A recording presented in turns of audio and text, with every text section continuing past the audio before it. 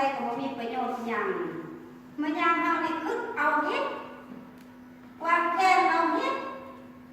เวลาเฮานี่คึกนอนก็บ่หลับกินข้าวก็ยังบ่ทัน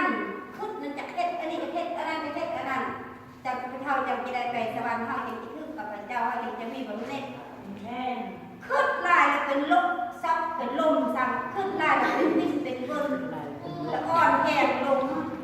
เดี๋ยวนี้ขน้อยมาพบความจริงแล้วขน้อยก็บ่ได้ทุกอย่างทุกอย่างพระเยซูทำแทนทุกอย่างพระเยซูเฮ็ดให้มีแต่ว่าเอาเฮ็ดอย่างเฮาก็บ่รอดด้วยร่างกายเฮาด้วยชีวิตเฮาด้วยจิตใจเฮา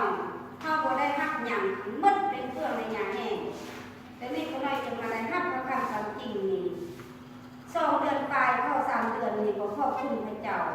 ที่บ่ได้คิดหยัง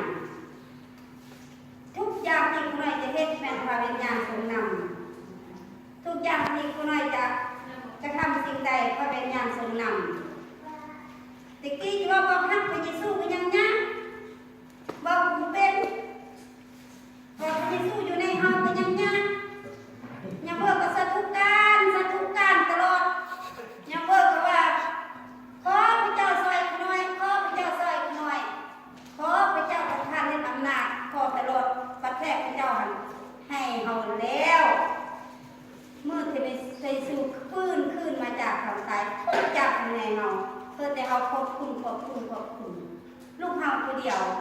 เฮาให้ยามขอบคุณเด้อพ่อแม่ตื่นเช้ามาเฮาฮักแม่ฮักพ่อเฮาดีใจไปสู่ก็เหมือนกันคือกับเฮาดังนั้นให้ลูกทุกคนให้บอกฮักให้สู่ชีวิตจะเปลี่ยนแต่บ่มีหยังแหละคืออยู่ทางดีมาก่อนเท่าไหร่ทุกเพลงจะหายไปเจ้าเห็นบ่แม่ตอนแม่ยังพูดความจริงมีปัญหาอย่างแม่ห้องให้เป็นเดือน2 เดือนก็ยังจำความคิดอยู่ตลอดเวลานี้แม่บ่มีแล้วแม่ส่วงหายไปเบิดพระเยซูเอาไปเบิดเป็นพระของพระเยซูทำแทนแม่ดีใจขอบคุณพระเยซูที่พระเยซูช่วยแม่มีพลังมีหน้าที่ก็มีใครเป็นนายก็มีใครอาทิตย์นี้จะรายงานผู้นี้เลิกถึงเทศจะรายงานผู้นั้นเลิกถึงเทศทุกคนสมาชิกมีส่วนร่วมด้วยกันประกอบด้วยกันเสริมสร้างความคิดด้วยกันผมมีใครเป็นนายอันนี้นายอันนั้นก็เลยมีพระวิญญาณทรงนำแต่ขึ้นมาออกขึ้นมาว่าบางเทื่อผู้ที่เป็นอาจารย์มันยังพึ่งกว่าที่เป็นอาจารย์ยังว่าถูกต้องแล้วก็ไปจำแนกว่าให้ผู้นี้ทัดปิดบางคนนั้นเฮาบ่ใส่ผู้นั้นทัดเครียดผู้นี้อาจารย์เคยซักบางคนนั้นเฮาบ่เว้าบ่ใส่ผู้นั้นอาทิตย์นี้อาทิตย์หน้าทัดเครียด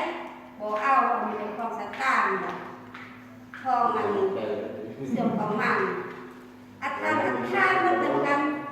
เช่นอย่างห้องเพลงก็ห้องนำกันบางคนเขาห้องเพลงม่วนจะห้องเพลงนั้น2 เพลงบางผู้ม่วนหัน